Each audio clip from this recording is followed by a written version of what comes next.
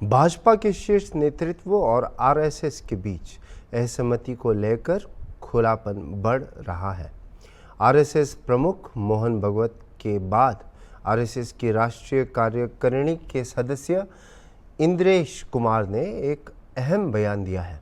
उन्होंने टिप्पणी की कि जो लोग अहंकारी हो गए हैं उन्हें 241 पर रोक दिया गया। जिन्हें भगवान राम में विश्वास नहीं था वे अपमानजनक थे और उन्हें सामूहिक रूप से 244 पर रोक दिया गया है। भगवान का ये न्याय है। हॉर्नबिल टीवी ने कांग्रेस उपाध्यक्ष दिनेश सिंह के साथ एक एक्सक्लूसिव इंटरव्यू में इस मुद्दे पर चर्चा की है। आइए नजर डालते हैं।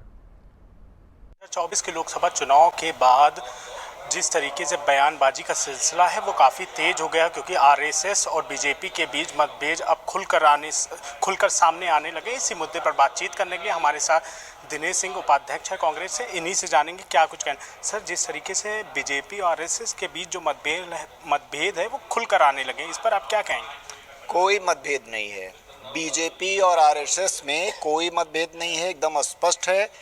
विगत दिनों जब से राहुल जी ने विचारधारा की लड़ाई छेड़ी है, जब भी संघ अपने को बचाने का प्रयास करता है, पर्दा रखता है बीजेपी और संघ के बीच में, उस पर्दे को बेपर्दा कर दिया है राहुल जी ने।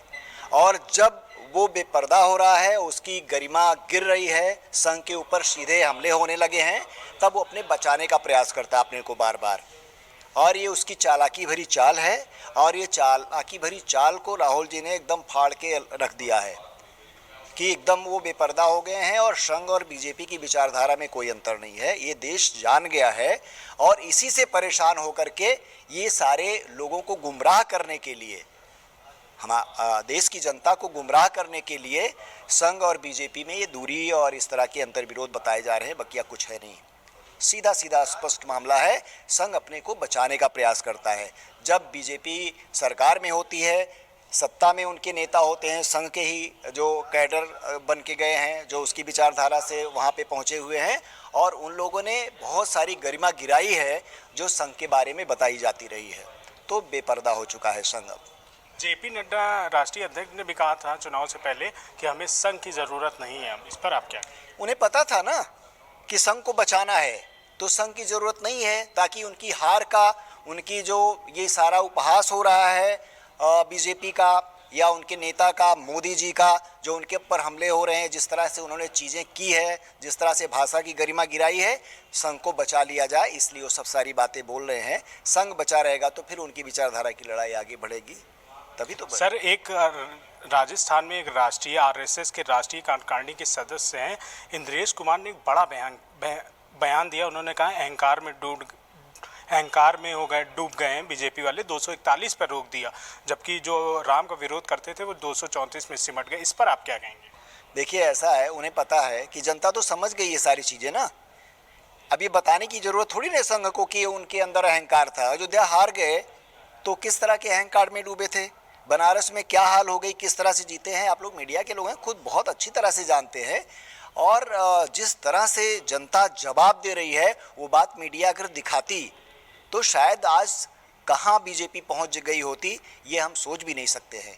ये मीडिया ने बचाया हुआ है, जो सच्चाई यही है, और उनके बड़े बड़े अखबारों ने, प्रचार तंत्र ने इस देश को गुमराह किया है, बचा के रखा है। वरना बीजेपी की हालत क्या हो जाती, ये शायद आश्चर्यजनक होता, सबसे बड़ा आश्चर्यजनक होता इस समय देश का।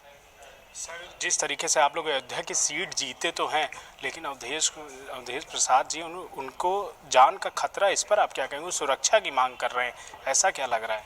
कोई नहीं है, सुरक्षा तो दी जाती है ऐसे लोगों को, ऐसा कुछ नहीं है। इस तरह की चीज़ें हैं, हरकतें इस तरह से आ रही हैं, इस तरह के कमेंट आ रहे हैं, लोग तरह तरह की बातें जिस तरह से बोल रहे हैं, मुझे नहीं लगता है अवधेश जी को कोई खतरा है। मैं व्यक्तिगत रूप से मतलब अयोध्या फैजाबाद को जानता हूँ, वहाँ के सारे नेताओं को जानता हूँ। कुछ सुरक्षा जो भी नेता लड़ता है अपने विचारधारा के लिए और जनता के लिए, तो ठीक है। और जनता के बीच से बहुत सारे इस तरह के लोग हैं जो उनको उकसाया जाता है, कुछ इस तरह की चीज़ें हो सकती हैं, तो सुरक्षा वगैरह तो होनी ही चाहिए राजनेताओं की। और जो पार्लियामेंट मेंबर हमारे नए नए बने हैं, तो थोड़ा सा जिस तरह की बातें इस दौर में हुई हैं, उससे थोड़ा सा सुरक्षा होनी चाहिए उनके लिए। क्या लग रहा है सर, ये सरकार कितने साल तक चल पाएगी? क्या कुछ बदलाव होगा क्या एनडीए सरकार में? जिस तरीके से चुनाव ये चल रहा है, क्या इंडिया गठबंधन की सरकार बनाने की उम्मीद है? क्या लग रहा है बिहार चुनाव से पहले? क्योंकि नीतीश बाबू जिसके भी पक्ष में जाएंगे कहीं ना कहीं उनकी सरकार बन जाएगी। बिहार में चुनाव भी है। देखिए, ये सब बातें, बिहार में चुनाव है, आने वाले दिनों में कई प्रदेशों में और भी चुनाव है। ये सरकार जिस तरह से बनी है बहुत अंतर विरोधों भरी सरकार होगी। बहुत सारे लोग इनकी विचारधारा से इत्तेफाक नहीं रखते हैं, तो एक ऐसी अंतर विरोधों भरी कमज़ोर सरकार रहेगी ये, जिसमें लाइक माइंडेड लोग नहीं हैं। तो कब तक चलेगी, क्या होगा, ये तो भविष्य के गर्त में है। लेकिन ठीक है, ये सरकार अभी फ़िलहाल है हमारे सामने, लेकिन इससे हम क्या ही उम्मीद करें। ये देश की जनता देखेगी कि इससे क्या हो सकता है, क्या करें, क्योंकि 10 साल तो जनता ने देख लिया है। और देखा जाए तो भावनाओं के स्तर पे इस देश का जनमानस की भावनाएं इस पूरे सरकार के खिलाफ रही हैं। अब ठीक है। सर, जम्मू कश्मीर को लेकर क्या कहेंगे? 10 साल से भाजपा सरकार है, 370 नोटबंदी, जिस तरीके से प्रधानमंत्री नरेंद्र मोदी जी कहते थे नोटबंदी होने के बाद आतंकवादी ख़त्म हो जाएगा, तो ये सब लगातार जिस तरीके से आतंकवादी हैं वो लगातार हमलावर कर रहे हैं। अभी नरेंद्र मोदी जिस तरीके से शपथ ले रहे थे उसी दिन हमला हो गया। इस पर आप क्या कहेंगे? क्या सोचते, स्टैंड क्या रहेगा कांग्रेस का? देखिए, फेल हैं, सच्चाई ये है कि ये फेल हैं। दरअसल कश्मीर को, अगर कश्मीरियत को, उनके जज्बातों को अगर सचमुच हमारे लोकतंत्र के मूल्यों के साथ जोड़ करके नहीं रखा जाता है, देश के एक अंग की तरह देखते हैं, तो ये सच्चाई नहीं है।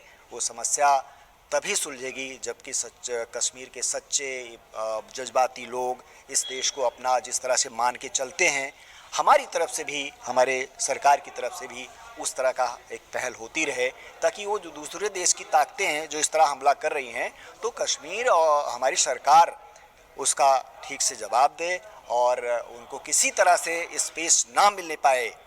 और जनता खड़ी हो कश्मीर की टेररिज्म के खिलाफ, जो खड़ी भी हुई है, उसने बहुत हद तक सरकार का साथ दिया भी है। लेकिन ये सरकार तो फेल हुई है। इसने जो भी वादे किए उस पर तो नहीं हुआ, क्योंकि ये इमोशंस से नहीं जोड़ पाई है। ये तो है।